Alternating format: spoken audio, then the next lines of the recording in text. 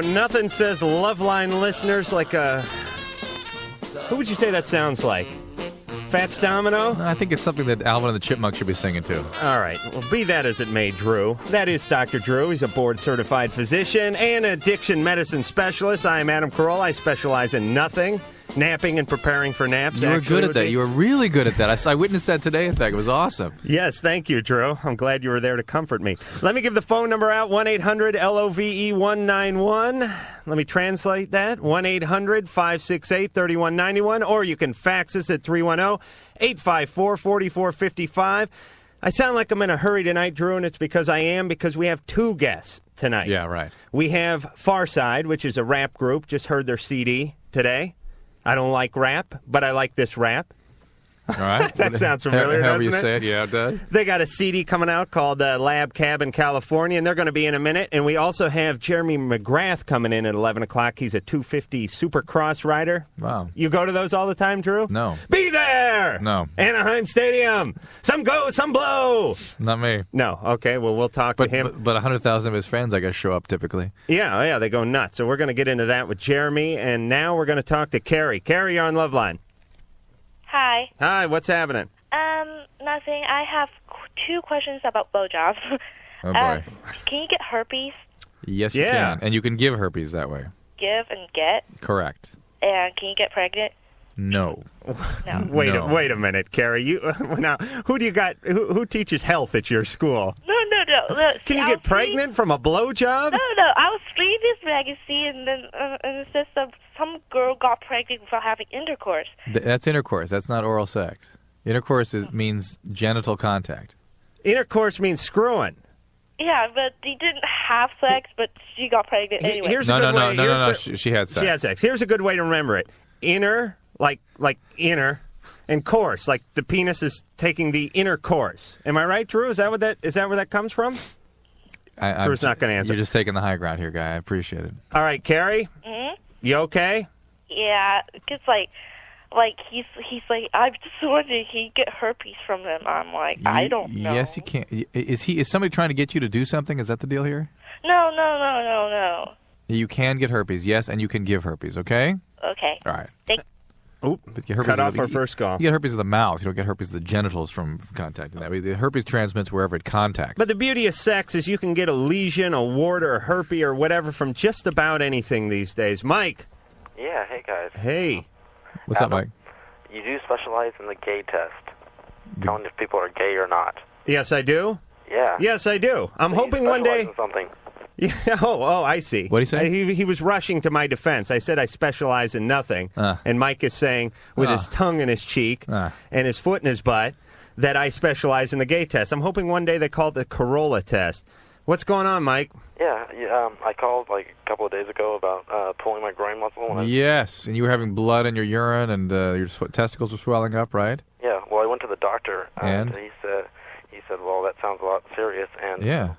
So they took me down to the ER and did some CAT scans and all that. Good. Found out that there was a urinary tract rip. You see, in the bladder, in the urethra. That's what it sounded like to me too. In the urethra or the bladder. Or something Well, sure, I was thinking that too, Drew, but I just didn't know. I didn't want to say anything. I remember my response to him was, "It is not just a groin pull. There's something more going on." And so they took me in the next day and did surgery, and now I'm feeling a lot better. Great. So you're saying Drew saved your life? Well, okay, yeah, I'll give him that. Mike, don't. But I'm feeling great now. The only problem is I hurt like crazy when I pee now. Yeah, that's horrible. From the stitches and all that, huh? Did they do the surgery through a cystoscope? Through a scope? I don't know. There's no incision anywhere that you can see, right? Yeah, there is. Above your bladder? Yeah. Yeah. Yeah, there's like a T right there. Right. All right, Mark. The lesson is Mike. Don't slide into first base anymore, right? Yeah, don't get a cleat in the nuts. Oh, you didn't tell us there was a cleat in the nuts. You said you just slid into third base or something. Yeah. Well, I didn't know that until like my friend said, "Yeah, I think I stepped on you." I kind of felt something. Wow. Yeah. Oh. Every man listening to this show just clutched his junk there, didn't they, Drew? I know Drew did. All right, so you're okay. You're going to live. Hopefully. You might be fine, but you on antibiotics right now? Yeah. All right, good. And Drew, can you get addicted to Demerol, I think it is? Yes, you can. That's the same, very close cousin of heroin. Yeah, I mean, you can get addicted to anything that's yummy. Can't you, Drew? I mean, anything that screws you up, anything that makes you fat, anything that makes you impotent, anything that gives you cancer, anything that makes your hair fall out, you can get addicted to. No, what kind of cruel joke is that? Right. You don't hear about people getting addicted to carrots and broccoli. Right. It has they don't get addicted to vitamin C. It has to It's got to screw you up in order for you to like it. All right. Yes, all right. All right, I had some coffee tonight. It has to trigger the reward center in order to be addictive. All right, good. You feel better now? Yes, I do. Mark. Hey, guys, how's it going? Good. Hey, I got a little problem with my girlfriend. Yeah. We have sex, the sex is okay, but she stops, and I keep wanting more, and she doesn't want to have it all the time, and I want to have it all the time, and I'm kind of thinking about having an affair on her because I want it all the time, and I can't get it all the time. Well, Mark, let me ask you this. Does she stop in the middle of it before you're done? Oh, yeah, I'll be wanting to keep going, and she'll say, no, I don't want no more, and I'll be, over the top of her looking at her. How long is that before that happens? How long? Yeah. About 45 minutes. Yeah, see, that's enough for a woman. You can hurt people sometimes if you go beyond that. If she's uncomfortable, you got to stop. Does she want to stop because she's bored, or does she want to stop because she's hurt? Well, I don't know. Sometimes I get rubbed raw, but, I still keep wanting to have it. You're such a trooper, Mark. Well, it's not like that or nothing. I don't know. I think maybe, I want it all the time. I want it every day, all the time, and I can't get it that way. Sometimes I'll go in the bathroom and take a magazine in there with me. I can't get enough of it. I don't understand. So, Mark, you're a pretty driven guy. Well, yeah, yeah. And there's no one woman who's going to be enough for you, is there, Mark?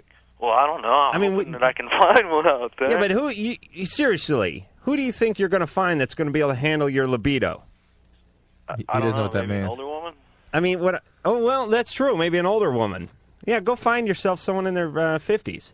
50s? Yeah, right. And Mark, I don't know. What do you think? I just think he is so preoccupied with his physical need, he's not paying any attention to his partner, and thereby she's not being able to respond to him. I don't know. You don't really seem to care about your partner at all, do you? Oh, well, she's cool and all. I didn't buy that for a second. Mark, let me tell you about women. Let me clue you in. Once their mind shuts down to you, the rest of them shuts down to you in a hurry. If they're really into what you're saying, if they're really into how you're treating them, if you're making them feel right emotionally, then they get sexed up, right, Drew? Typically, that's how it works. Or at least they'll be feeling like trying to. They want to make you. They want to make you happy. Right. Try to help you in some way. Right. So you cannot be an a-hole during the day and expect to get good love in the evening, and that's what sounds like. That sounds like what you're doing, Mark. Well, what do I do about her stopping? While we're doing it. Mark. Yeah. Mark. Earth to Mark. You must listen. You must be good to her during the day. You must and stimulate, during the act too. During the act, right? You must stimulate her mind a little bit. You know what I mean? Do something. He's not talking about. You're not talking about doing crossword puzzles with her. You're talking about stimulating her emotions. Yeah, her emotions, nurturing her and connecting with her in some way, and not just focusing on your own physical need. Okay. Try it. And Doc, I got another question. Real quick, Mark. Oh, okay. Psilocybin, what kind of effects can you have flashbacks off that? Like regular LSD? Can it kill you? Is it bad for you? It is bad for you, very bad for you. Psilocybin is a strong hallucinogenic. It's actually dissociative, so people do these things. They're sort of superhuman strength. You hear about people lifting up trailer homes and stuff when they're on PCP. It's what PCP we're talking about. PCP when people use a lot of PCP, they get terribly organically impaired. It's the best way I can say it. They become dulled. They have difficulty with thought. They have difficulty with memory. Most of the PCP abusers that I have seen that even develop that syndrome usually recover after a few years. A lot of that stops after people stop using PCP. Let me clarify something. Can you lift anything heavy, or does it just have to be mobile homes? Trailer homes too. Oh, okay. So anything made out of sheet metal on wheels, you can do it. Nate. Yeah, dude. What's your problem? What's up, dude? What's your problem, Nate? What are you doing, dude? Nate, what is this? One of those sex calls? What? Hey, dude. Hey, dude. What's your problem? What? Now listen to this, dude. Yeah. All right, dude. My girl, you know, she's like, all right, she's like kind of tripping out because she wants to like, she doesn't really want to have sex, you know. She's kind of like afraid that she's gonna get pregnant and everything. Wait. Nate, Yeah. do me a favor. Give me the laugh. Give me a little laugh. Yeah. Yeah. So like, Nate. yeah, dude. Nate. Yeah. Nate, you been smoking a little pot tonight? Why, dude? Just Yeah, dude. Yeah, you have tonight. Yeah. Every night. What are you talking about? Every night, smoke's coming out of his nose right now. Right. Nate has alcoholism in his family. I can guarantee you that. Nate, do you have alcoholism? What do I do about I have to prove this point to you over and over again. You still don't believe it. I'm saying if a guy wants to smoke a little pot once in a while, it's okay. Nate is not smoking a little pot. Nate's going through a kilo every day. Nate. Yeah. Nate, you got a big... What do I do about the problem? Oh, hold on. Nate, I want to introduce you to two friends of mine. All right. We got Trey. Yo, what's and up? we got Imani. Yo, what's up? And they're both from the Pharcyde. What's up, man? What's up, man? You got reefer madness going on, You dude? smoke a lot of little pot? Yeah, dude. What? I got a question, man. What's the We'll question? get to it, Nate. Hold on here. Yeah, I'm getting a contact high. Nate. Nate, all right, ask your question. Maybe Trey and Imani can help his out. girlfriend wants to leave him, and he wants to have sex with her, but she's afraid of pregnancy and making excuses as to why they shouldn't have physical contact. Right? Yeah, something like that, dude. It's more like this, dude. Okay. All right, dude. It's like, dude, she doesn't like. She's afraid that she's gonna get pregnant. Okay, You know what I mean? if you're using contraception, she's really unlikely to get pregnant, okay? All right, but let's get to the real question. What is the weirdest thing you've ever made a bong out of, Nate? All right, dude. Apple? No, dude. Honey Beer? jar, dude. Well, he made a bong out of the honey bear. Isn't that cute? Isn't that quaint? And then he used a bunch of foul language. God bless him. See, everyone should smoke pot. How you guys doing? All right. Potless. Yeah, you guys smoke any pot? I smoke mad reefer. Mad reefer, what is that? Massive amounts of reefer. Oh, it is. All right, it's an acronym. I'm sorry. Now, you guys, tell me about your group. Tell me what's going on with it. With the Pharcyde. Yeah, we know that. I just said that when you came in. Nah, we're about to do this reefer tour. That's about it. You seriously got a reefer tour? With the kings of stress. Endo. Right. Chronic. Cypress Hill and Cypress Hill. 311.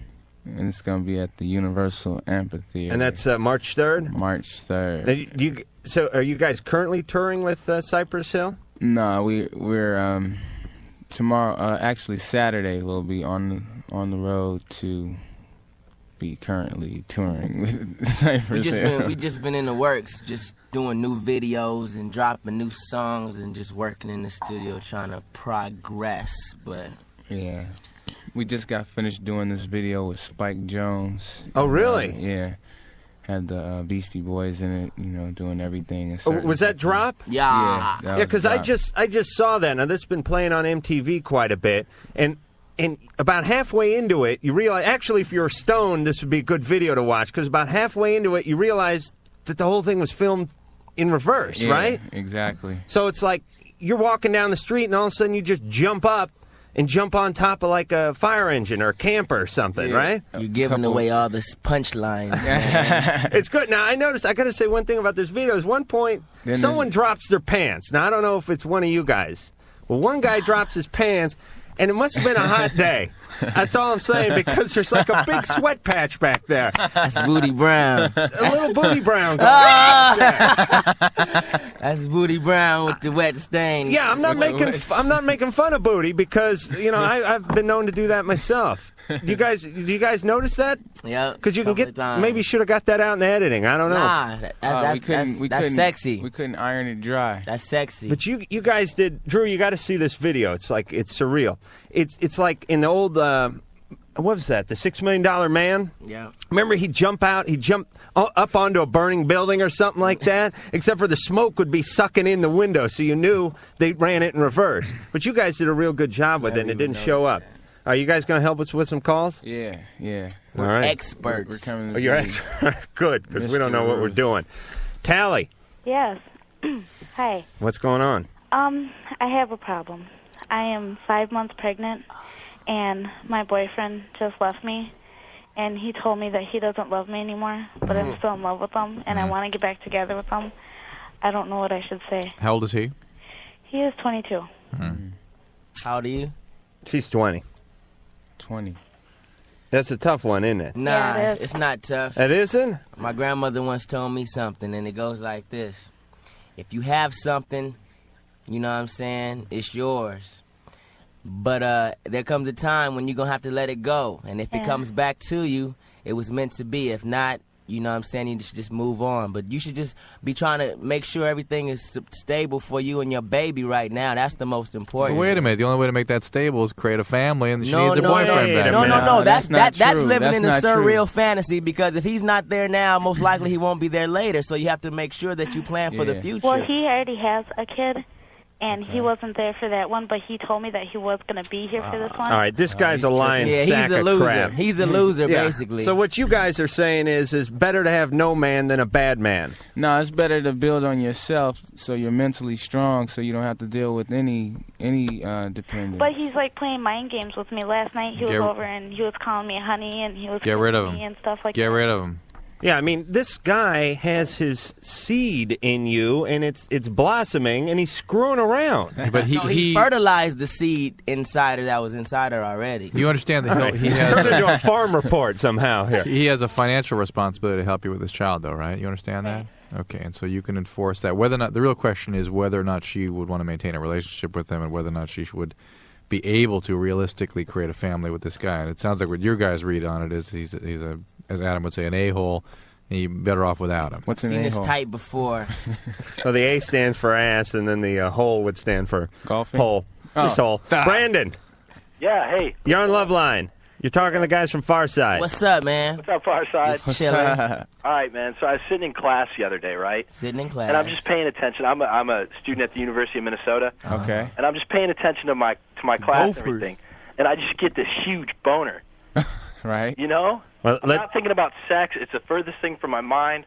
I'm not looking at any girls or anything. You just got a boner out of nowhere. You Out been of locked nowhere. up or something? What's that? You been locked up or something? No, dude. Brandon, let's be honest. It wasn't huge. It was, It was sort of medium. All right. Medium small, right? yeah, fair size. But it was a boner. A boner. It was a Boner. It came from the subconscious. It was Maybe. a subconscious boner. Because Okay. in psychology, they say that you think about sex like about 600 times a day or something, like a whole lot, like subconsciously. Yeah, I know. When I was a Catholic big brother, and I went in to be a program, adopted a kid. And when I sat down for my interview, I'm serious. I know it sounds dangerous, but it's true. They said to me, how many times a day do you think about sex? And I was like, Seriously? They asked you this? Yeah, they asked me flat out, and my mind was going, a billion. And I didn't know what to say, so I went, 3? Because I figure I masturbate like 3 times a day, and I usually think about sex when I'm doing that. Dr. Drew, does something cause that, or what? Or does it just happen? Well, some of it is, as these guys have mentioned, some kind of subliminal thinking. Some of it is just whatever physiological, endocrinologic kind of variations you go through during the day. Some of it is just a broken hydraulic system. No, some of it's sitting. Some of it is just the fact that the sort of the vascular aspects of what goes on when you're sitting. You can't, blood doesn't flow out of that area as easily and whatnot. And so there's multiple reasons why it could be going on. All right. Yeah, you get a But head it's normal. rush. It's normal. All right, Brandon, don't wear sweats to class. We're going to be back with Trey and Imani from Pharcyde after this.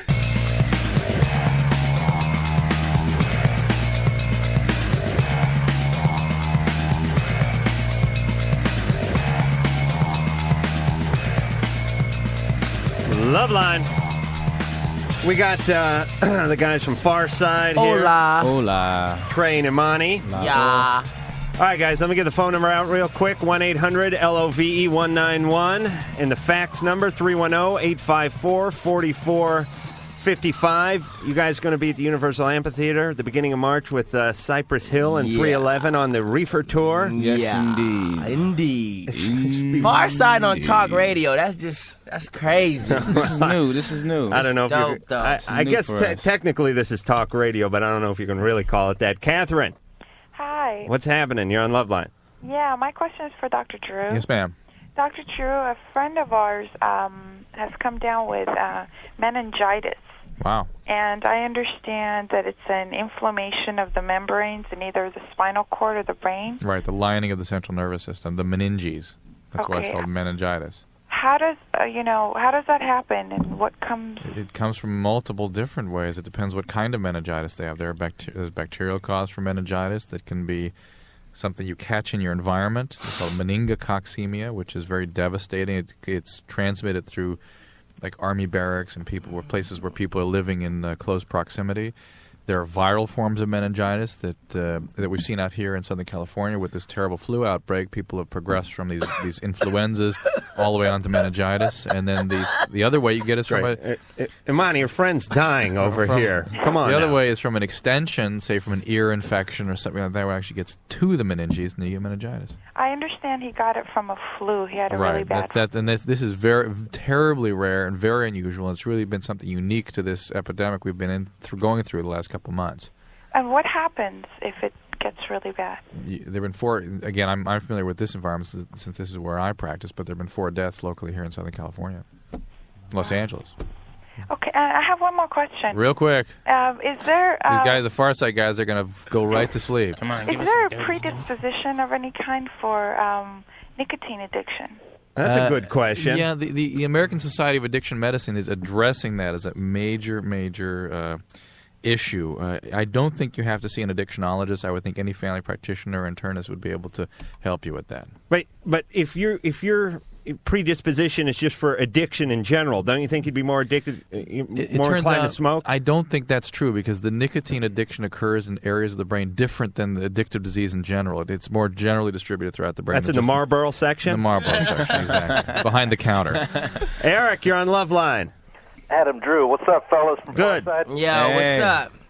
Really quickly, Dr. Drew. Eric. When the guy called in about the psilocybin. Yeah. Psilocybin mushrooms and penicillin. I beg your pardon. I absolutely, you're right. Phencyclidine is the PCP. I absolutely stand corrected. That's what I thought. Yeah, I was going to bust his chops in a minute, Eric. No, he's absolutely right. I mean, we've been going through sort of a jet lag thing here, and I've no excuse. But mushroom, and I would speak totally different about psilocybin. Psilocybin is a weak hallucinogenic.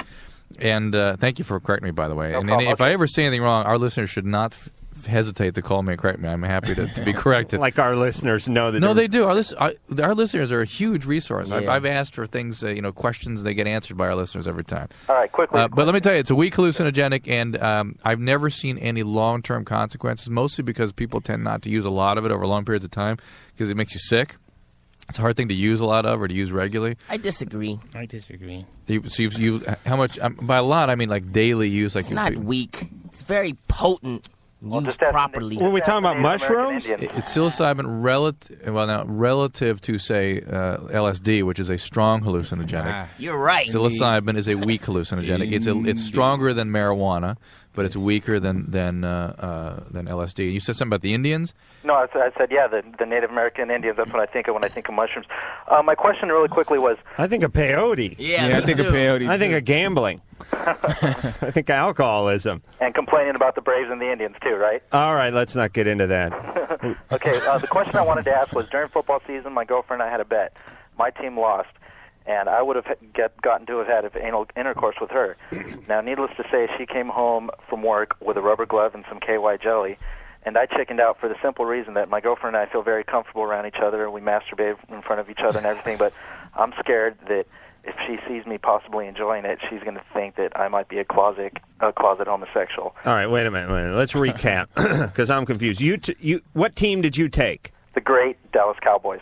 Yeah, and she took who? The Redskins, who upset them twice this year. I can't believe it. Oh, I see. Okay, and the fact that the Cowboys are in the Super Bowl is not going to save you from the Riemann, huh? No, it was just a one-game bet, and my bet if the Cowboys won, I got to do her anally, and since she's a female and obviously doesn't have a organ, her finger is what she has to resort to.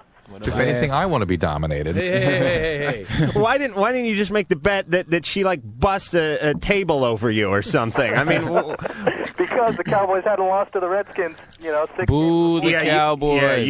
You got screwed. I don't like the Cowboys either, but I would have taken them to beat the Skins, and they lost He deserves twice. to get screwed if he's down with the Cowboy. Yeah, see, you already had a finger in your butt.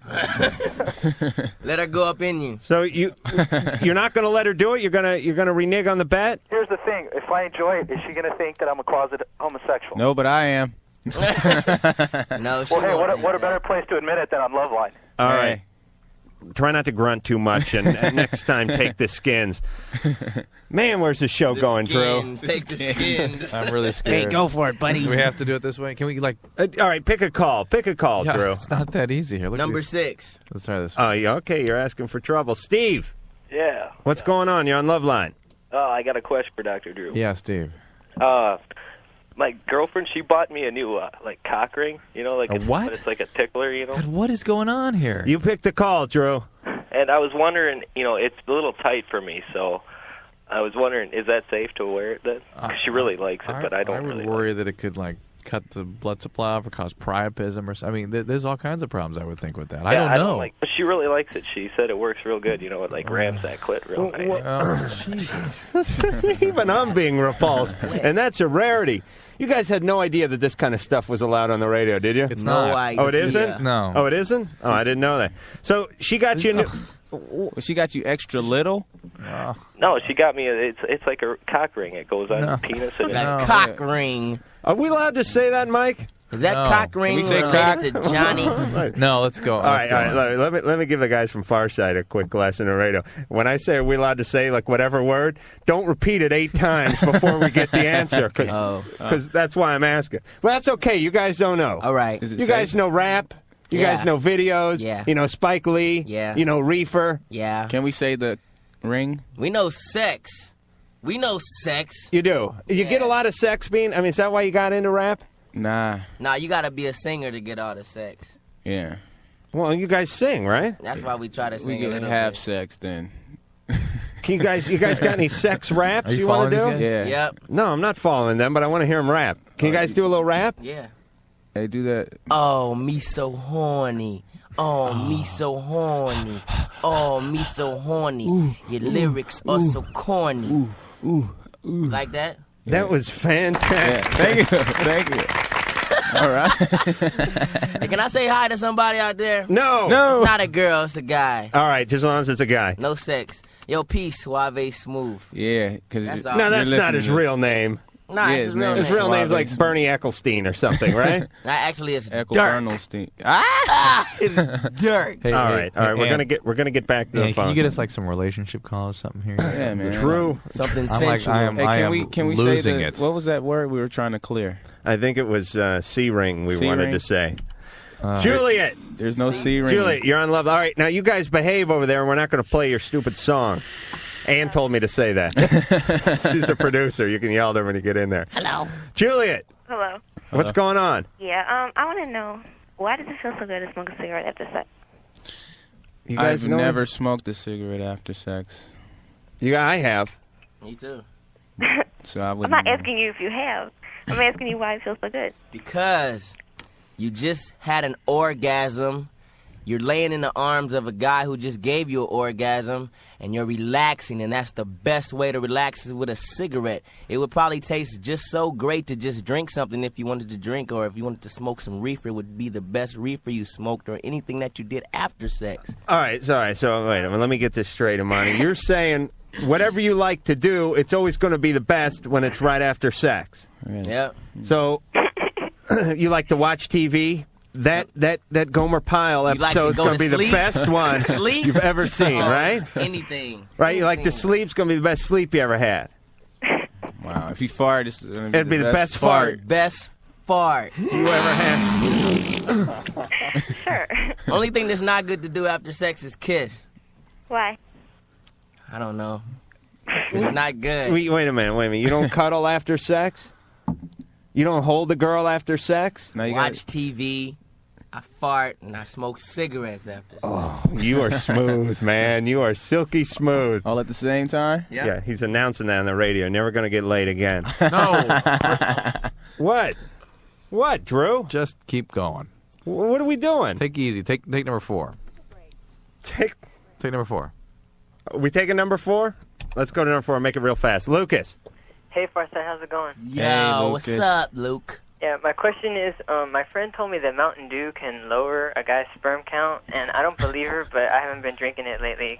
Lots of caffeine in it. I suppose caffeine might have And some what about effect that on weird yellow dye and all that stuff? I am not familiar that it has any significant effect on sperm Because she count. said she researched it and all her friends, and they came to the conclusion that it did. But Now, wait a minute. Has she counted sperm lately? well, I don't know. Did they go on the internet or something, and what was the research they did? I don't know who was the guinea pig or. No, there's no guinea pig. How would they do a sperm count? Yeah. They know how to do a sperm count? Do you hold it in your hand and look at it? How do you count sperm? All right, guys, settle down over there. This is a family-oriented show. I don't know. Maybe they took a urine sample or something. No, Lucas. Look, you gotta.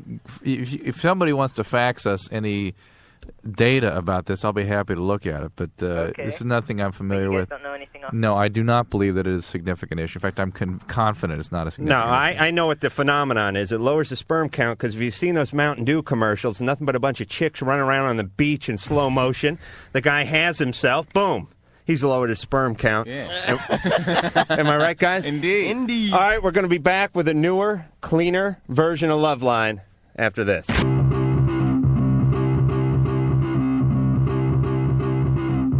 Hi, I'm Robin Leach with those champagne wishes and caviar dreams. And you're listening to Loveline with Dr. Drew and Adam Carolla. No, Robin is so right. I'm sure he's on Robin Leach. Who said that? Ow. That was Robert. Robert's going into a drug-induced... Robin, I mean. Oh, sorry. And Monty's going in drug-induced stupor about now. Let me give the phone numbers out before he passes out. We have to drag him out of here. 1-800-LOVE-191. And faxes coming our way, 310-854-4455. We got the guys from Pharcyde here, and we got that's one of them. We got a new cut off their new album, Lab Cabin, California, and it's called Drop. Well, you boys should be very proud of yourselves. Oh, yeah. I was the Pharcyde on Loveline. Yo. Take it easy. You guys going to take my job. All right, you guys ready to go back to the phones? Yeah. You're going to control yourselves? Yeah. You're going to stay away from the word cock ring? Cock ring. Can we say queef? Yeah. Okay. Sorry to say you can. You know what a queef is? Oh, yeah. Believe me, we've done whole shows tribal. on nothing but that. Renee, Yeah. you're on Loveline. Hello. Hi. Yeah, I got this humongous problem. My husband, he comes around and, we're separated, but he comes around and he wants to have sex, and I won't give it to him. But yet he goes to my neighbors for, information about my life. I don't know what to do. So your husband is sort of stalking you, right? Yeah, everywhere I go, he's there. Well, what do you mean he goes to your neighbor? He goes to your neighbor and wants to know, if there's a van parked out in the driveway for a couple of days or something like that? Well, no, he comes around and he asks my neighbors if I have, guys over. And is there, a follows me to the suspicious bar. milkman running around or pizza boy that comes over too much? No, what's the deal? How long have you been separated or divorced? We've been separated for about almost 3 months. Is it a legal separation? No. So you're just not living together? Yeah, he's not living with me. And do you guys want to get back together? No. You want a divorce? Yeah. Why don't you finish that off? Well, I'm trying. What are you doing? Well, I'm got a lawyer. And has he served divorce papers? No, not yet. How come? Well, because it's not Monday yet. Okay, so it's going to happen right away. Wow, she's on it. Okay. Renee, All right. but does he want to get back with you? Yeah, really But bad. just to have sex, or does he want to get back and finish the marriage? I don't know. I don't know how you do that. So, What's that? he's a kind of a psycho man. Well, I mean, you start a marriage, you want to get back and finish a marriage. How long have you been married? We've been married 2 years. Do you have any kids? Yeah, we have 2. 2 kids? Wow. Is that why you married him? Because of the kids? Yeah, that's kind of why I married him. What are you doing with the kids? Huh? How are you going to handle the kids when he's gone? Well, I take care of them myself. Are you going to have joint custody? He wants joint custody. Wow. Well, look, if you want him out of your life, at least as much as is reasonable, given that you have 2 kids together, take the legal action, bring the structure down. You know, if he keeps bothering you, get restraining orders. Don't take. You don't have to put up with anything. Make it as structured as possible. Make it as clear as possible, and just make the break as much as you can. Again, given you have to share the children. Let me ask my friends from the far side. You guys, you ever been stalked by some weird fans or anything like that? Yeah, indeed. You have? Yeah. Is that okay with you, or do you? Well, I didn't have any kids with the stalker, so it was a little different. But did you have to get a restraining order and police and all that? Yeah. What happened? They have to stay 10 feet away from me, or they get beat down. Yeah. What the hell is that? The judge said you got to stay 10 feet away from Imani, or you're going to get beat down. And Trey. 10 feet? There's no 10-foot restraining order. Yeah, now it's 11. That's like as far from the stage to the first row. Really? Yeah. Drew, they have 10-foot restraining orders? Look at me, I have no idea. So they just have to It's a flashes special from thing. the crowd. They can't, We got Johnny Cochran on our side. Some special. He made it up. You're just trying to work in cockring again, aren't you? Cockring. Johnny Cochran helped us out. Very good. It was my fault. Cockring. All right, settle down over there, guys. Does everybody get the same feel that I do? We've had like 3 or 4 calls tonight with people with screwed up relationships and kids. Doesn't anybody else feel a little overwhelmed by all that? I mean, I hate that. I don't mind someone with a screwed up relationship because, Lord knows I've had my share, but I don't have kids that I screw up who are sort of innocent victims. Right. I mean, if you want to screw up a relationship and your partner who's of legal age wants to screw the relationship up, that's between the two of you. But when you got a little kid running around. Yeah. That girl who called up about the stalker. Yeah. Then she has the 2 kids. Yeah. All she has to do is go the correct legal route and just make sure you get the child payments, and you won't have to worry about him. He'll never come around. Yeah, but still, the kids love their father, and the No, father's but been she taken doesn't- out of but she I doesn't understand love that, but him. this She is doesn't love what a him. painful mess for people. No, but it's better Why to don't break. people have quality relationships, then get married, and then have kids, that's for the God's fantasy. sake. That's It's not the a fantasy. That's Nah, BS. that's It's the not fantasy. She doesn't love him. I understand that, but I'm not talking She about. shouldn't be with him if she doesn't love him. I'm not talking about her. Forget about them. Forget about You're her. just That's talking about done. in general. In general, people should have quality relationships, Oh, that's then true. get married, and then have kids. Everybody should be rich too, and everybody should have a fresh car. But see, it doesn't always go like that. It doesn't go like that because a person will see a sexy girl and they want to get with him, or a girl will see a handsome guy and they want to get with him. You know what I'm saying? And on our new album, Lab Cabin California, you can get all this talk. All this We little have love information. relationships, everything. Lab Cabin California, the new album from the Far Side. Go pick it up. Don't forget. See, that's why happy white guys don't rap, because they'd be going, got a ding in my Volvo door today. Cable one out, son of a bitch. Look what just fell out of my hair. Oh, geez. Wow. All right, we're gonna get the DA in here. Come on, put that away. This, you got it. I'm not. All right, forget it. He can fit a whole bong in his hair. Oswald. Yes. What's going on? Hello. Thanks for being silent while we rambled on. Is this that same Oswald? Yes. I have a problem for Dr. Drew. Yeah. I did methamphetamine for a few years, some years ago. I quit about 2 years ago. And since that time, this may sound stupid, but when I release feces, it is very, very large and long and hurts very much when I release feces. And I want to know if that is a common problem amongst people who used to be a methamphetamine addict, to your knowledge. No. I mean, all right, come on, guys. You guys never taken a crap? Nah. No? We never take a crap. Mine is usually runny. You don't take crap? You need an enema, son. Well, it's for some reason you have some disorder of the movement of the bowel, and the motility of the bowel is impaired, and maybe get Right. constipation. Well, sometimes it. And I'm not. It makes sense to me that you might have some of that after coming off amphetamine, but I've never routinely seen that. Okay. Yes. All right. Thank you. That was the guy. Was that Uhura from Star Trek, or the Suru, or what the hell is? That was the guy from Jerky Boys. You guys don't watch Star Trek. That was the Egyptian magician. All right, we got about a minute before we're going to cut you guys loose. You want to plug some? You want to plug some stuff? No, don't. I don't care about your political agenda. No, plug your show. Okay, I have to say this. Number. Oh, what number? The number, the Pharcyde, we the secret Pharcyde. All right, now this is what 30 seconds. Now I got 30 seconds. I want to say, yo, Ty, you got to cheer up about that relationship thing that you're going through, because you have to build on yourself mentally, and that way you can get through anything. And that's for everybody out there. You have to build on yourself first. You know what I'm saying?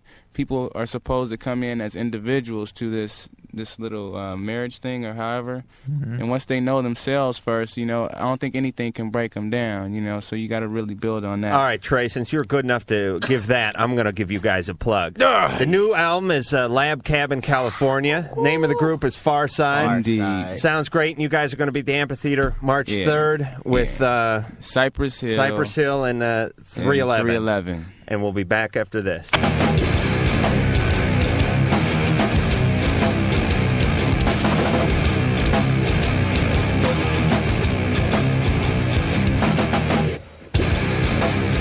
Thank Trey and Imani from Pharcyde. I want to give a quick phone number out for those guys since they were so fun.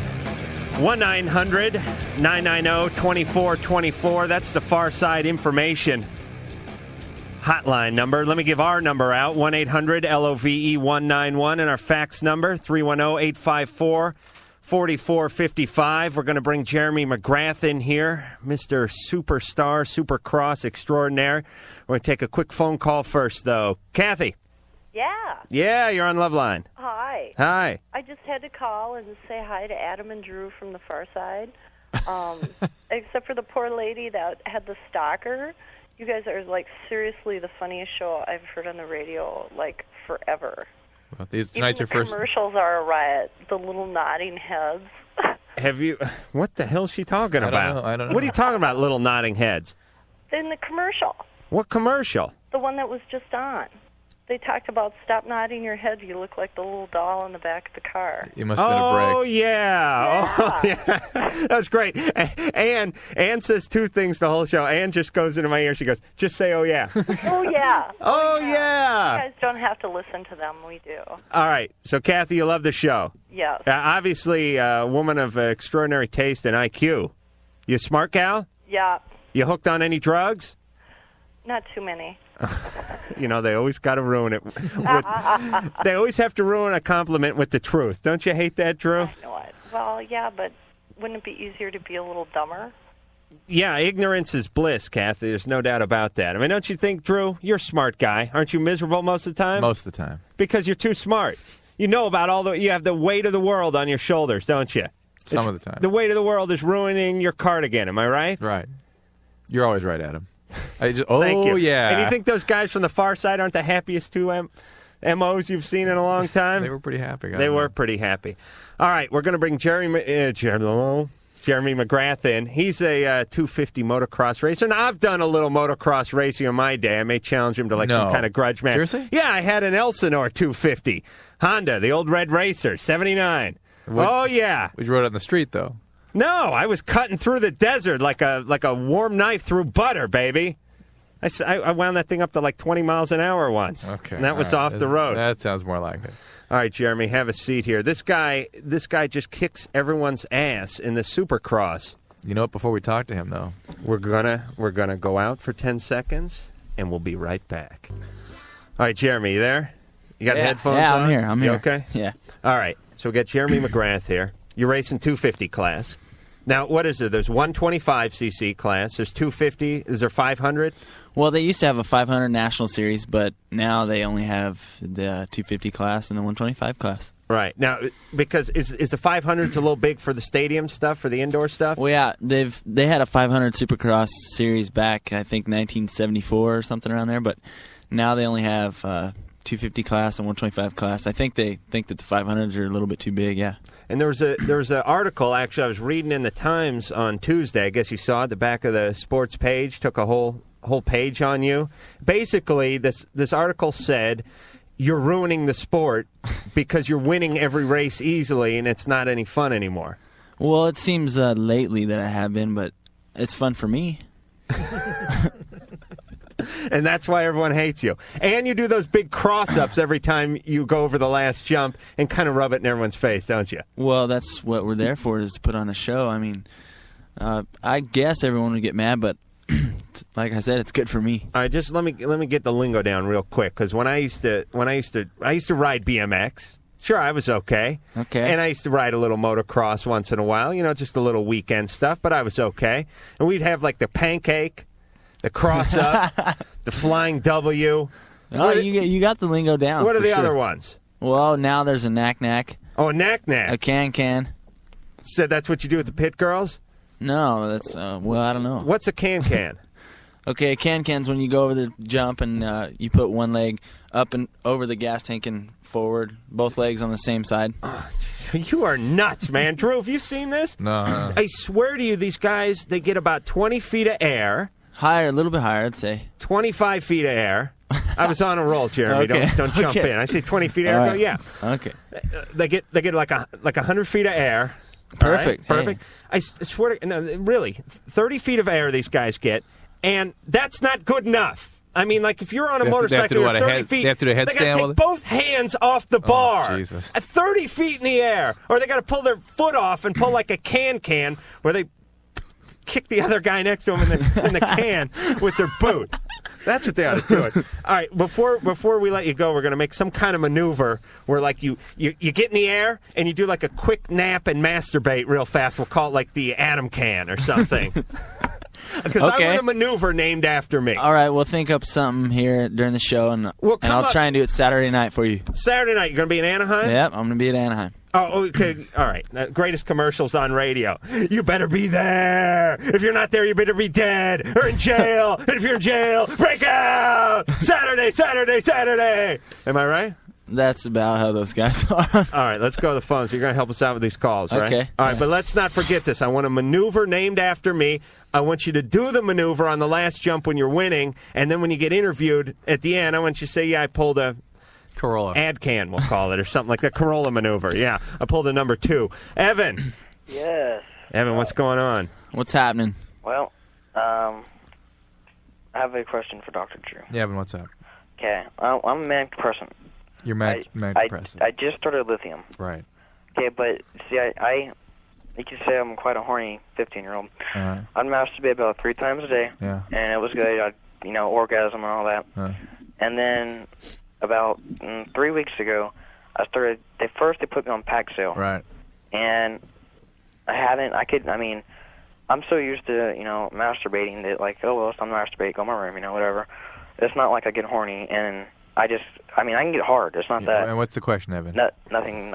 I'm not shooting blanks, but I don't orgasm, and I was wondering. It's from the Paxil. It's from the Paxil? A very common side effect. It is? Yep. So how do I do that? Because I enjoy my orgasms. You got to talk to the doctors prescribing the Paxil. There may be other similar medications in a similar category that might be more as effective and less likely to cause that side effect. All right, let me ask Jeremy a quick question. You're doing all these high-flying stunts. You ever land on the tank? I mean, you ever pulling like a can and come down kind of weird on the nuts or something? Oh, yeah. I mean, that's happened a lot of times. Do you wear a cup? No, we don't wear a cup. Why not? I mean, if you wear a helmet, you wear shoulder pads, you got elbow pads, you got the hard knee inserts in the leathers. Yeah. See, I know what I'm talking about here, Drew. I know that. He's wearing the leathers, which are kind of like golfing knickers, except for they got like a lightning bolt on the side. Some more style to them for sure. Right, and does your say something on your butt? Yeah, it says Honda and no fat chicks or something. Yeah, exactly. How'd you know? Because I seen your race. All right, I would work the cup into this too, by the way. Anyway. All right. Frederico. Yes. What's happening? I got this problem. Yeah. Well, I got 2 problems, one that goes into the other. Mm-hmm. Uh-huh. All right. I masturbate so much, it's pitiful. Right. Okay. Well, I had to go to the doctor the other day. Well, actually yesterday. Because I had this flaky type plastic stuff on my wiener. And I mean, it was coming off, ripping off in bunches. Right. And the doctor just told me it was cream burn. What burn? Cream burn. Mm-hmm. Well, what have you been using there? Yeah, what? Frederico. Jeremy obviously has a little insight to this. A lot of traveling, being away from the girlfriend and all that stuff. I know how it is. I know about life on the motocross circuit, Jeremy. Let me tell you. What kind of cream? Vaseline sunblock lotion with SPF number 8. What are you doing it out on the deck? Catching a tan? Yeah, why not? Is this your dad's stuff or your mom's stuff? I think it's my sister's. Because let me just put this out to a lot of people out there. And I know this is going to sound like a joke, but I'm dead serious. We got a lot of 14, 15, 16-year-olds. They masturbate a lot. And they go through a ton of lotion. Now, I know Drew's spitting up over here, but I'm serious. I really am being serious. They do. And they don't go out and buy this stuff. So their mom comes home with a 50-gallon drum of Vaseline Intensive Care, and 3 days later, the stuff's gone. And the kid's sitting there. First off, the kid smells like lilacs or whatever the stuff smells like, right? Yeah. He's got this crap-eating grin on him, and he's going, I don't know what you're talking about, Mom. And the moms are totally hip to this.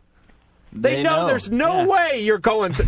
Never has a 15-year-old been so concerned about skin care. And waiting for the lotion to come home. He's got hands. He's got a penis like one of the Gabor sisters. This thing's so smooth. I have no idea what that meant. Is that what's going on with you? Is someone getting... They're on to you. Frederico, they know. No. They know. You better go to the store. You better start saving your money and go to the store and buy your own stuff. Well, you know what the doctor told my mom? Oh, this is going to be good, yeah? He said to duct tape my hands together. Oh, come on. You can't be serious. Yeah, he knew exactly what it was from. Oh, gee. Wow. And what'd your mom say? She's like, Frederico, we're stopping by the hardware store on the way home. You wait in the car. Could you imagine? Oh, my goodness. Your doctor's never told your parents to have yourself duct taped like that, is it? Oh, no. All right, let's talk about this motocross for just 1 minute. You tell me if I'm wrong. I want to talk about your life. You go from city to city, right? They have these in all the major stadiums. Yeah, Detroit. we have 15 Supercrosses, yeah. Right, where are they? Give me some of the bigger cities. We just were in Minneapolis, minus 40 last week. We go to Florida a couple times, Texas, Daytona, where else? I mean, they do them Anaheim, in these. San Diego. They do them in the football arenas. Yeah. Right. They truck in a ton of dirt. Yeah. This seems like a. Are you with me, Drew? I'm You know what goes following on? They you. I don't know truck what in a whole goes on, bunch but I'm of dirt and they build a race course. Yeah, it's a handmade course. Right, and then you guys get, what, a couple days to run through it? Yeah, it takes them 3 days to build it. And I'll tell you, when I was on the circuit, I would get up at 4 in the morning and I'd run the track in my boots. Really? You know what I mean? Just to get a feel for every berm, every whoop-de-doo, every double jump. You know what I'm saying? Yeah. Okay, but I don't do that. Yeah, I know, and you win every race. So what's that tell you? So you go, you do these races, you win, you get a ton of money, you got sponsors, right? Honda's your sponsor. Yeah, Honda's my sponsor. We fly in. What we do is we usually fly out Thursdays, and we go in, practice Friday, race Saturday, come home Sunday. Right, and does the trailer follow? You got an 18-wheeler or something that follows you along there with the bikes and the spare parts and the chicks and the beer and all that stuff? Yeah, we have a box van full of girls follow us around. No, I'm just kidding. I have a mechanic. He drives all around the country, and sometimes I feel sorry for him because he's got to drive to all the races when I fly home. Right, you're flying first class and living the life for Riley. Joe. Yeah. What's going on? You're on Loveline. Oh, man, you're not going to believe this one. I bet we will. All right, check it out. I was seeing this girl for about 2.5 years, and we were all in love and whatnot, and I'll admit it on the air. I was whipped, and we ended up breaking up. For what reason? I have no idea. It turns out we continued to see each other off and on, and we continued a sexual relationship.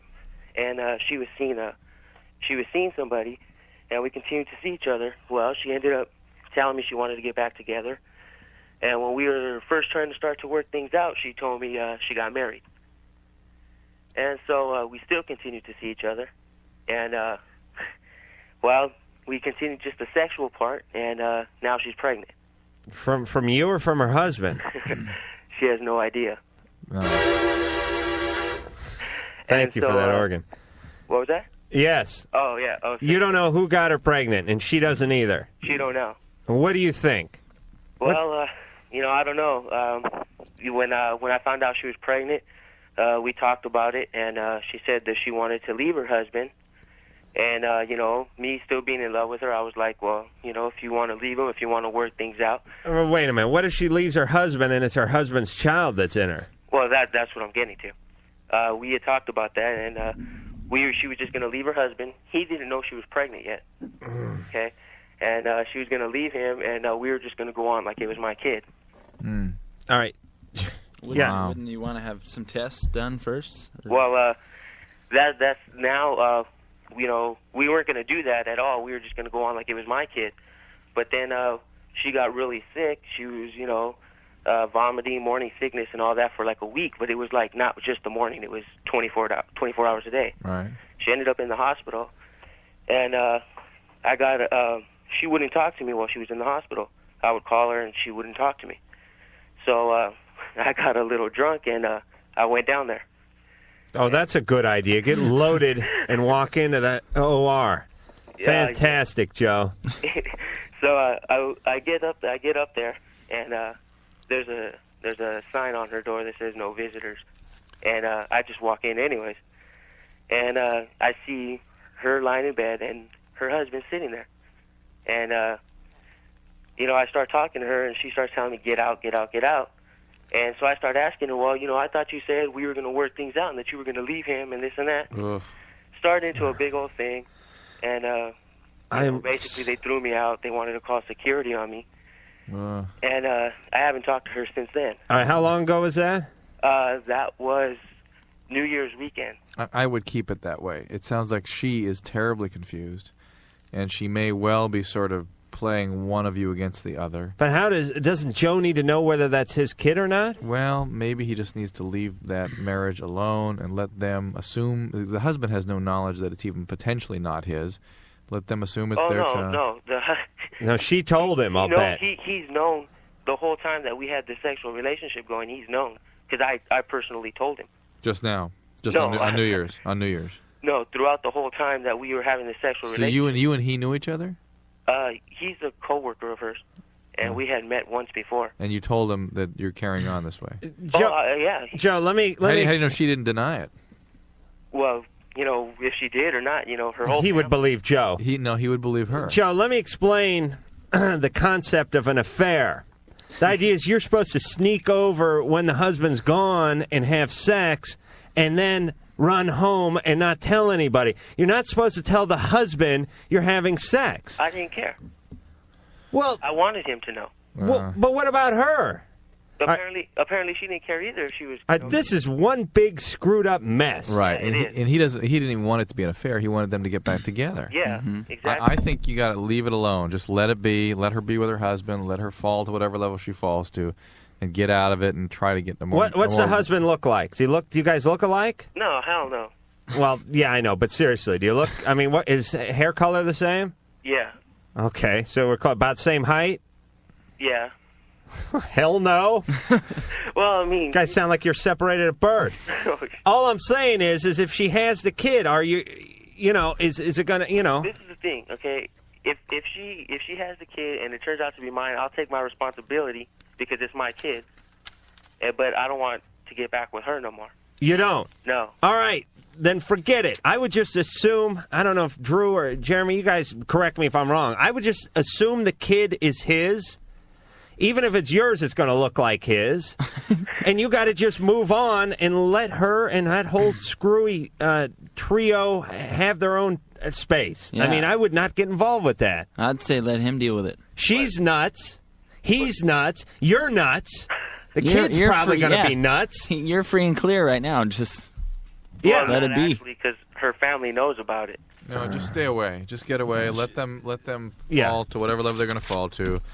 She is completely confused, and maybe she can heal that relationship and get some stability in her life, but you don't need to be destabilizing. You don't need to be a part of the chaos. It's not going to work out. Wow, that was like, that was like a week of One Life to Live. Right. Or a bad daytime drama. All of my children or something. Brad. Yes. You're on Loveline. Hey, guys. How's it going? Good. Good. Good. I've got a relationship problem and question for you guys. Yeah. I've recently been seeing a woman over the last couple of months, and we've been getting closer and closer. And we're both in Alcoholics Anonymous, and she has about 6 more years than I do. I have about 1 year. And I don't know if I've got a problem, or I think she has a problem with intimacy, and I don't know if it has to do with if this is normal in recovery or not. What's she doing? I've been treating her really well, and with a lot of respect, and been doing everything right, and she's been responding, really nicely, and we've been getting closer. But sometimes she just keeps backing off. She says that this is too good to be true, and she has to process all this stuff. And she's been burnt. Yeah, well, it's in some way. Whether she's afraid of intimacy is what it is. Because she's been burnt. Yeah, but it may not be just a matter of being burnt. It may have been something far more serious longer ago than just that. She may just have no capacity for intimacy. Oh, you're saying she could have been molested or whatever, something like that? Something not so good in childhood. Yeah. And when it say it's too good to be true, it's I can't accept this. It's too painful, etc. Does she see a therapist?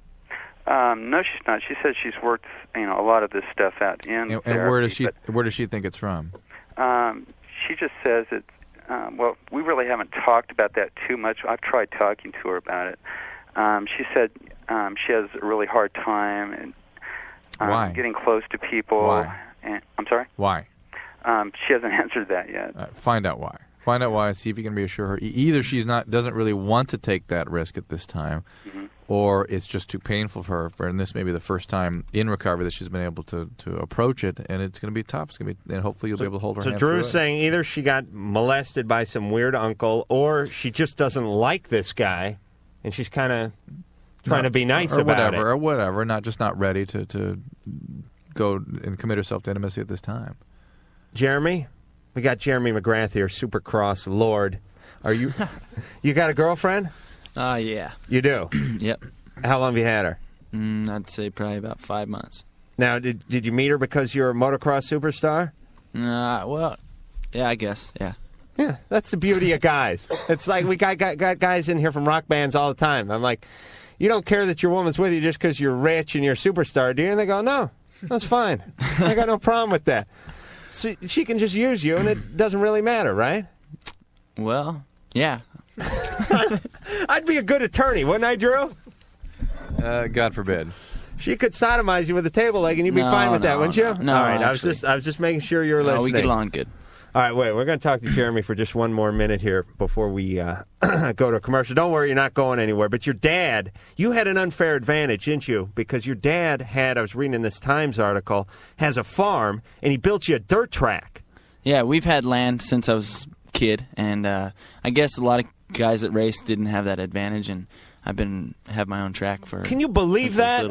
My dad wouldn't even get me a frickin' big wheel, and your dad's out building you a motocross track in your backyard. Well, before there was ever a track, it was just a field, and we had no idea that I was going to race or anything. So he took like a bulldozer and made the berms and made the jumps and did the whole 9 yards? Well, it escalated over the years. It was small at first, and then now it's just like a track in the stadium, yeah. Well, your dad must really love you. Of course, my family loves me. I love you too, man. We'll be back with more love after this.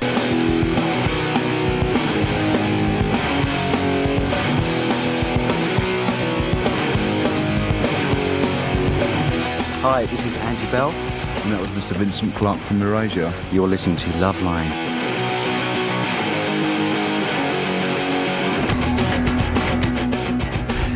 Jeremy, a lot of guys on the circuit into Erasure? Erasure? All right, that answers the question. Let me give the numbers out. The phone, 1-800-LOVE 191, 1-800-568-3191. I'm doing it like the guys who do the commercials. Or you can fax it, 310-854-4455. That's what they sound like. Exactly. And are these only the a-holes in L.A. who sound this way, or everywhere you go? They play the same commercial every weekend, so you can imagine how tired I am of it. So, like, when you go to Detroit, it's like, this week at the Silver Dome. Same exact commercial. High-flying air. And what else goes on? All the factory stars. All the factory stars will be there. Yeah, exactly. Plus the English leather girl.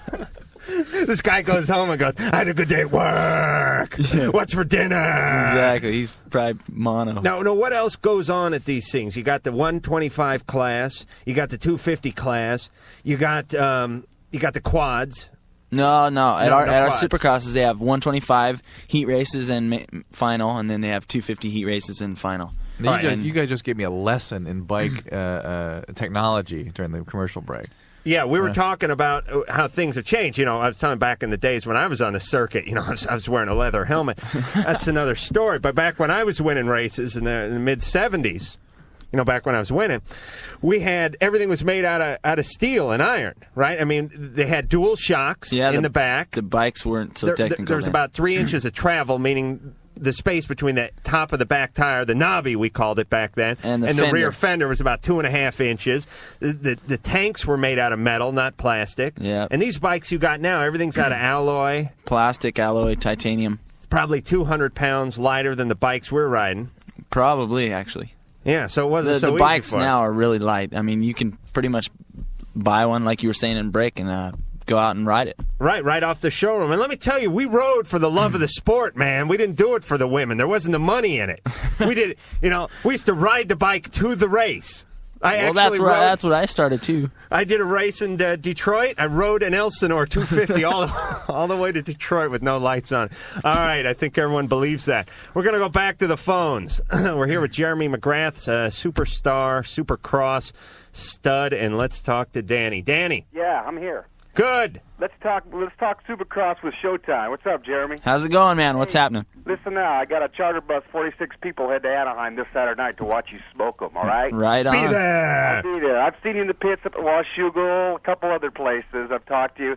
I just want to let people know that some of the articles in Cycle News recently kind of dinging you a little bit on your success and where you buy your house and riding a motorcycle and your new house by the lake and stuff, knocking you about that kind of stuff. People don't realize you've got just as much class as anybody else in this sport, and I think they should just back off a little bit. And do you ever think about, how people perceive you and stuff in between races and stuff, or does it bother you? I mean, I know you can't worry about what everybody thinks about you, but, with somebody with the success that you have, I think some people are kind of hard on it. It's probably those Kawasaki, Yamaha, and Suzuki fans. So how do you feel about that? Well, I think some people probably have their own opinion, and yeah, I've been kind of getting dogged on a little bit in the Cycle News. But actually, I mean, for someone that wins so much and kind of makes it a little bit boring, I guess.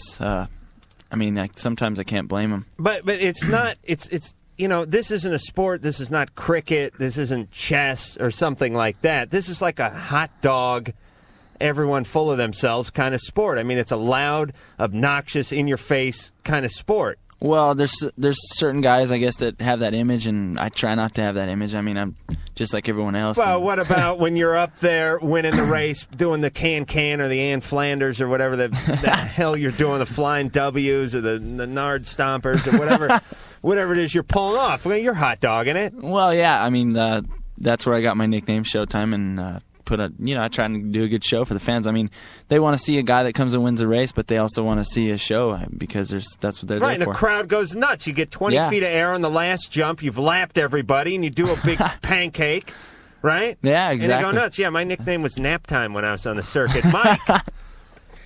Mike. Yeah. What's going on? We got Showtime here. All right. All right. Hello, Dr. Drew. Hi, Adam. Hi. Hello, Jeremy. How's it going? Not too bad. I was just wanting to make a comment. I mean, I've been listening to you about a year now, and it kind of depresses me that some of these kids are going out there and finding these serious relationships, getting really deep in them, and then when something goes wrong, it just causes chaos, and it gets worse and worse and worse. And I'm just wondering, maybe you have some ideas, like the reasons why some of these young kids will get into these, 1 year, 2 year, 3 year relationships and then women get knocked up, and then the guys, I don't know what happens, but some of these relationships are just so sad. So your question is, why do they get into these intense relationships? Yeah. They're horny. Well, but I think that's basically what you're saying is true, is that the physical intimacy brings a kind of intensity in the emotional relationship that some young people are unprepared for. Right. And they stay in and develop relationships that are not healthy. But it's because they're having sex that they do that. And I'll tell you, Drew and I were talking yesterday about this, and we were saying the only time, or I shouldn't say the only time, but when people are at their nuttiest is when they're in an intimate relationship. I mean, you can take a guy, he's fine, He's fine with his boss. He's fine with his mechanic. He's fine with his buddies. He's fine with his female buddies. But you introduce sex and intimacy into this relationship, and all of a sudden, the guy's getting loaded. He's going to the hospital room. He's punching out people. He's stalking people. He's got, there's restraining orders. He's calling and hanging up. Now they got that new Star 69 stuff, and everyone's on to me. But the point is, I've been busted on that a few times. No, I didn't call. Yes, you did. Yeah, you're lucky they don't have caller ID yet out here. Yeah, they have that? Where do they have that? Well, sometimes, like a couple of my friends in Texas, I go there and they have caller ID. You've heard of that? You mean you call and it says the phone number? Yeah, they call you, and like if there's a computer that says which number's calling, and if you don't want to answer it, you don't. Oh, I tell you, the man. There's no more. There was a simpler time when you could stalk a woman and have a certain degree of anonymity. Now everyone's busted. Mike, these guys, they got testosterone pumping out of their pores. And also, I think people are taking cover. I think there's a lot of hopelessness and anguish out there. And hear the women, though. Then hear the women. They call you up and they say, yeah, Dr. Drew, I have a problem. My boyfriend, he knocked me up. He's having affairs with other women, but I still love him, and I want to keep him. Yeah, that's that's more down to why do people accept and seek out abusive relationships, and that's because of how they were treated as a kid. That's how they're treated bad by their parents. They seek out relationships that are bad. You go for what you know. Ultimately, yes. I mean, you seek out those things that were traumatizing as a child and attempt to master them in adulthood. Right, but you never do. You just end up getting screwed. Same thing. Frank. Hey. You have a question for our friend Jeremy? What's up, Jeremy? Hey, how's it going? All right. You just talked to my brother earlier. Danny, what a nut. Yeah, I think he takes a magazine with you and jacks off in the bathroom with your picture. That's kind of a compliment in a bizarre kind of way. Hey, I thought he was a nice guy. You haven't met him yet. Hey, Jeremy, what about the donations this year? You going to race that? Yeah, if I have another season like I had last year, I mean, we had a lot of races last year, and I think, a lot of people were putting pressure on me to race that race. And, I mean, this year, I'm planning on racing it, yeah. What's Donations? Motocross Donations is a once-a-year event where all the countries, they have 3 riders per country. And, right. And it's a big race. And actually, USA won it, I think, 14 times in a row. And then you'll be representing France this year? No, USA. Oh, okay. So if I get picked. Well, of course you're going to get picked. You're winning all the races. Well, last year I got picked, and I decided that I'd rather not go. I'd rather have the weekend off. You thumbed your nose at the flag? Hey, come on. Nothing personal. For this Nothing personal. Come on. You think they got Supercross in Russia, my friend? Hey, we had so many races in a row, 27 races or something, and it was. You didn't want to risk injury for the country. I understand. A buck's a buck. Rebecca. Yeah. You're on Loveline. Hello. Hello. Hello. Hello. Hello. Come on. Alrighty. You want me to start? Please. I'm going to hang up on you in 3 seconds. All right. I had this boyfriend 4 years in March. Okay? Yeah. And I'm not being pressured, but kind of being pressured into a threesome. I don't know what to do. You are, or you're not being pressured into threesome? He wants it really bad, but I don't. Your relationship will be doomed if you go ahead with it. If I what? If you go ahead with it. You really think so? Categorically. You know what, Drew? I got to tell you, I ran into a couple of women in a restaurant about 2 weeks ago. Both of them had partaken constantly or frequently in threesomes and said we're both full of crap. Not together. One of them was married. One of them just had a long-term boyfriend.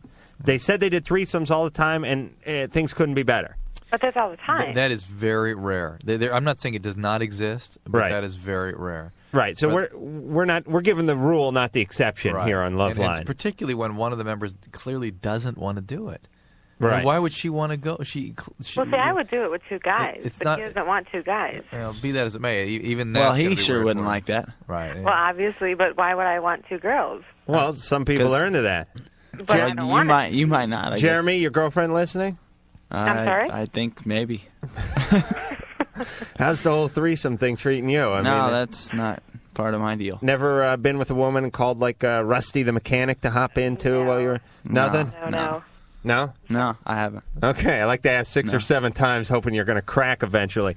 Rebecca, you can't do anything you don't want to do, because if you do it, he'll be happy for about the half hour that he's on top of both of you, but then you're going to end up resenting him. He would actually be on top of her. I don't think he wants that either. Oh, yes, he does. Well, he might, but I don't know. Believe me, he wants whatever he can get. You know what I mean? A man is like a dog, and you know, whatever falls off the counter, he's going to eat. And if he could get up on the counter, and if he could get up in the cupboard and he could work a can opener, he'd eat everything in the pantry. But for now, whatever scrap falls off the plate, he gets.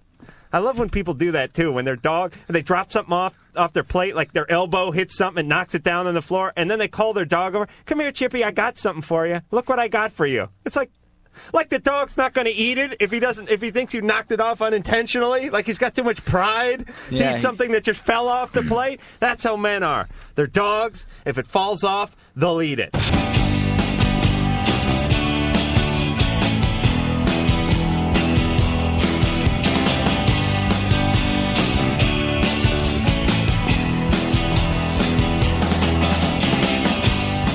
We's back. We've got more Loveline. I'm here. We got Dr. Drew. We got Jeremy McGrath, superstar of Supercross. We get faxes. Here's one of them. Jeremy, are you worried about Damon Bradshaw? Are you worried he's going to dethrone you this year? Well, everyone seems to be asking me that question. No, I'm not worried. Now, Damon Bradshaw dominated, what is it, 3 or 4 years ago? Or? Yeah, he came really close, 1 point away from winning a Supercross championship, but he's won 18 Supercrosses, and he was good about 2-3 years ago. He retired for a year, and now he's back. Right, and this is kind of a young sport. I mean, the average age of the guys are probably like early 20s, right? 23, 24? Yeah, the top guys are 23, 24. There's not many guys out there in like their 70s? No. No? The oldest guy is 30. Oh, really? The oldest factory rider is 30. See, that's why I quit, man. Too old? Yeah, I guess that's what it is. Chris. Yeah, how you doing, Adam? You're on Loveline. Good. Good. I just had a comment about what you said last night about vitamin E. It's not from cod liver oil.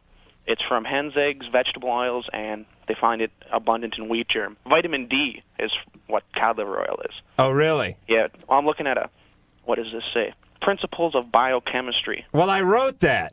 You did? Yeah. Oh, my God. It's right here. I'm sorry. I didn't see that. You're right at the top of the authors here. Right. The foreword was by porn star Ron Jeremy. Yeah, you got. Yeah, you got to go ahead and read that material a little more closely. I saw it was off a letter. Big deal. He said D, I said E. It's really the same thing, isn't it, Drew? No. Come on, Drew. No. You didn't know the answer anyway. Jeremy, you don't get you got all kinds of special Supercross shakes being made for you all the time and stuff, right? Yeah, we do some stuff like that. Because you got to be into nutrition, you got to be into training. Oh yeah, that's part of it. I mean, that's part of the job. I don't have a 9 to 5 every day of the week. My job is to go riding, go training, and drink that Cytomax. That's why they call it the gut-busting sport of warriors. Sarah. Hi guys. How you doing? Good. I have to say, first of all, Jeremy, my 5-year-old son thinks you are great, and we live up here in Minneapolis, and I couldn't quite get him out to watch you last weekend. But all right, you missed a good show. It was packed. Oh yeah, I heard the traffic was bad out there. So yeah, it was icy too. Yeah, it's still a problem. I want to say about this threesome stuff. I agree, Dr. Drew. I don't know what these people and these kids nowadays think so great about it. My philosophy is if God wanted us to have more than one partner, he'd have given men 2 penises or women 2 vaginas. He gave us one of each, so I think you should probably keep it kind of intimate. Yeah, but have you ever seen the Kinkorama series? No. It's these videos. Just you watch that, Adam. I can't be the only one who watches that stuff. Otherwise, they wouldn't be making enough. They'd be making pretty good money, but they wouldn't be making enough. But you'd be amazed what God wants people to do if you watch these series. You know what I'm talking about, don't you, Jeremy? Nope. Yeah, don't tell me you don't got a VCR on that Honda bus you're touring around in. Not in the truck, but at home. Oh, okay, very good. Jennifer. Hello. You're on with Jeremy McGrath. Hello, Jeremy. Hi. You into Supercross? Not really. Hello, Adam. My question is for Dr. Drew. Yes, ma'am. I've been on Paxil for about a month, Mm-hmm. and 2 days ago I went off of it. Mm-hmm. I asked my doctor, and he said that was fine. But What's Paxil for, Drew? Paxil's an antidepressant, but it's an ultra-short-acting antidepressant. So if you stop it suddenly, you'll actually get a withdrawal syndrome. And it's kind of a funny withdrawal syndrome. You feel sort of sweaty and agitated. And both from Paxil and Effexor, people typically will describe a dizziness, kind of a funny, like, they can't really put words to it typically, but the closest thing they can describe it as is dizzy. that's exactly what I've been experiencing. Yeah. Let me see here. So you need to go call your doctor. If he or she is not a psychiatrist, you need to perhaps consult with a psychiatrist and discuss how you can taper off it, or whether or not you should be on that or something else. Okay. Okay? Okay. Thank All right. you very much. Good luck. Don't fall and hit your head on the coffee table. Brian. Hey. Hey. Jeremy, this is Brian, Jeff's friend. Hey, Brian, what's happening? Nothing. Well, I'm going to be down there this weekend, so I'll see you there. All right. But I wanted to know, in the movie Crusty Demons of Dirt Yeah. that you did, have you ever ridden with that guy Seth? Yeah, actually, I have ridden with him. I rode with him not too long ago, and guy's a nut. I mean, we're jumping these... Now, wait a minute. Was Sir Laurence Olivier in that? No. Anne Bancroft? No, is it another movie? Peter O'Toole. Peter O'Toole, I think, was in that. He had a whole song number? No? No. All right, go ahead. I'm sorry. No, it was just a new motocross video that came out. A bunch of Crusty wild stuff. Demons of Dirt. Yeah. Now, did you see on any Sunday? Yeah. Did you see on any? It wasn't like that. It wasn't? No. Why? That's old stuff. Yeah, that's back in my day. Well, you're old. Thank you. So what is this? All right, talk about it. Well, this Seth guy, he's a rider, and he's a pretty crazy guy. And actually, Brian, we just went out. We were jumping big dunes in Glamis, and Seth kind of got out of control and landed a bunch of bikes. Landed in landed on in a dealership or something? No, there was a bunch of guys lined up, and we were doing about a 150-foot jump, and this guy, he just kind of hit the line a little bit sideways, and like where everyone was watching is where he landed. Everyone was scattered, and he landed right in the bike. So it's kind of like a bad golf shot. Worse. Is he okay? Yeah, he was all right. He's okay? He can have. There was some bikes ruined and that, but he was all right. He can have kids and stuff? I assume so. I swear you better start wearing a cup. Just put the cup on. They make you wear a cup when you play Little League Baseball. You're jumping 150 feet on a motorcycle, you could wear a cup. I don't know. I just never have. No one ever does. does. But it's the gut-busting sport of warriors. You should wear a cup. I've never tried it. All right, wear a cup for me. Oh, we still haven't named my acrobatic maneuver either that I want you to pull off when you kick ass on everybody Saturday night. Be there, Troy. Hi, Adam, Dr. Drew, and Jeremy. Hi. My question is, I spent some time over in Africa working in a hospital and was around a lot of people who didn't bathe. And so when I got back to the States, I stopped bathing, and I don't really develop body odor. I don't use deodorant. And right now I'm on my 39th day, and it doesn't bother me. It doesn't bother any of my friends. I was wondering if it doesn't bother anybody, if that's, if there's any reason I should. And then my second question was, a friend of mine in my chemistry class said that the body starts to clean itself or something like that after a certain amount of time, and I was wondering if there's any validity to that statement. There are certain sorts of hair, for instance. It doesn't bother his friends because his friends have left the country, first off. Troy, let me give you my take on stink. Okay. And you guys jump in any time here. Ann has such a puss on in the next room. Ann just gave me this. He's giving his take on stink. Oh, my God. Get ready with the dump button, Mike. Go ahead. All right, here's the deal with stink. Everyone has their own funk. Okay. And they got their fart funk.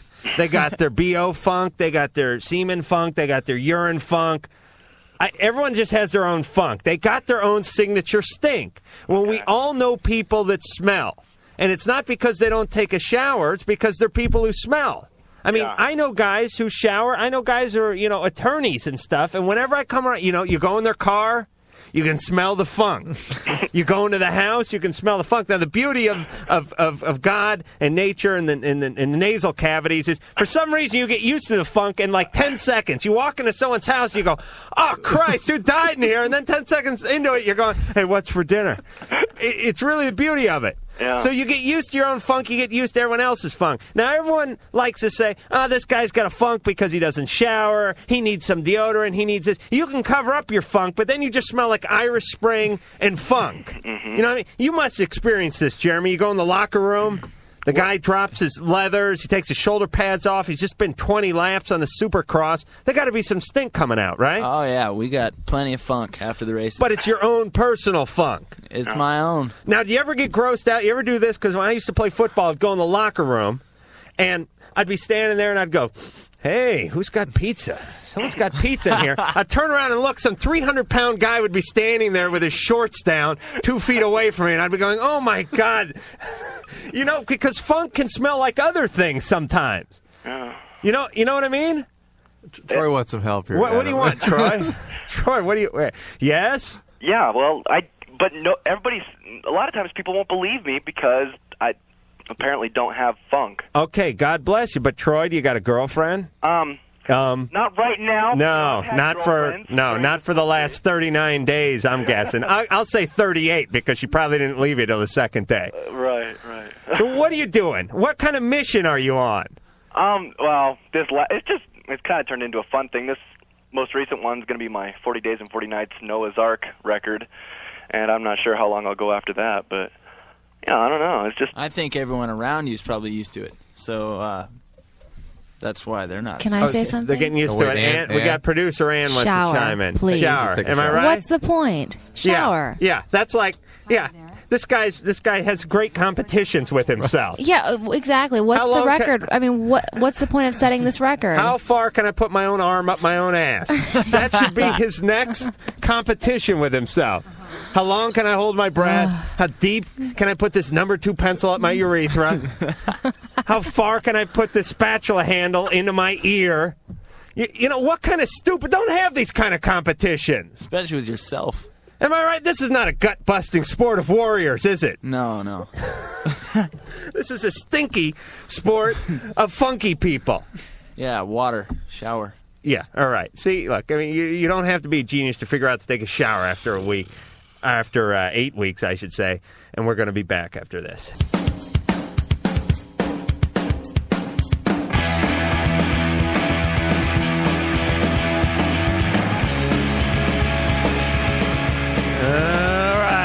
Loveline. Be there. We don't have a whole lot of time left. So I'm going to give out some addresses real quick. I'm going to see if I can't screw this up.